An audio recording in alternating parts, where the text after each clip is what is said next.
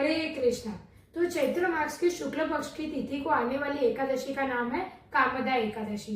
जैसे नाम से ही पता चलता है, ये एकादशी का व्रत का पालन करने से सारी कामना पूरी हो जाएगी। इस बार कामदा एकादशी आ रही है 29 मार्च 2026 को। तो एक बार युधिष्ठिर महाराज ने श्री कृष्ण भगवान से पूछा, ये एकादशी की कथा क्या है? तो कृष्ण भगवान ने बताया, एक रत्नापुर नाम का राज्य था, वहां पे पुंडरीक नाम का राजा रहता था। तो राज्य काफी वैभवशाली था।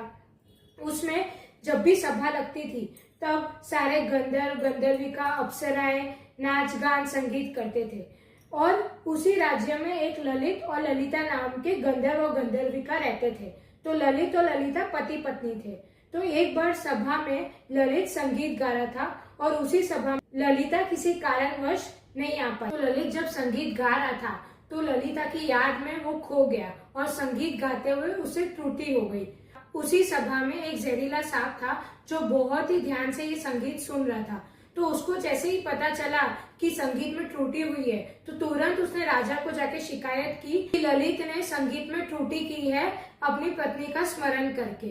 राजा को जैसे ही ये बात पता चली उसने तुरंत उसको राक्षस योनि का श्राप दे दिया। तो अभी ललित को श्राप मिलकर वो राक्षस बन गया था।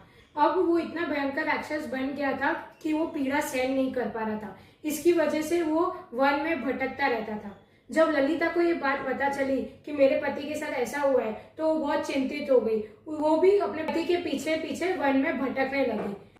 तो ललिता की भेंट वन में ऋषि श्रृंगी से हुई। अब ललिता ने अपनी सारी समस्या ऋषि श्रृंगी को बताया। तो तब ऋषि ने बताया कि आने वाली कामदा एकादशी का पालन निष्ठा पूर्वक करो तो आपकी ये समस्या सॉल्व हो जाएगी।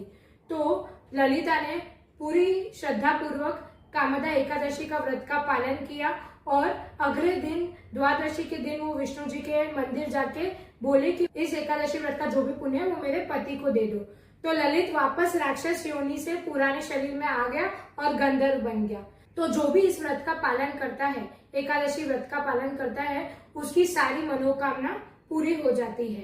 तो एकादशी व्रत का पालन कैसे करना है? हमें अधिक से अधिक हरे कृष्णा महामंत्र का जप करना है, कीर्तन करना है, अन्न नहीं खाना है, सुबह ब्रह्म मुहूर्त में जल्दी उठना है और सबसे इम्पोर्टेंट, एकादशी व्रत का पालन तभी माना जाता है जब अगले दिन उसका जो पारण टाइम होता है, मतलब फास्ट ब्रेकिंग टाइम होता है, वो हम जो निर्धारित टाइम होता है उसी पे फास्ट ब्रेक करें, वरना एकादशी का फल नहीं मिलता है। तो हर क्षेत्र में जो पारण टाइम होता है वो अलग अलग होता है। तो 30 मार्च को अगले दिन जो पारण का टाइम है वो अहमदाबाद का टाइम है 6:34 से 7:12, सुबह 6:34 AM से 7:12 AM।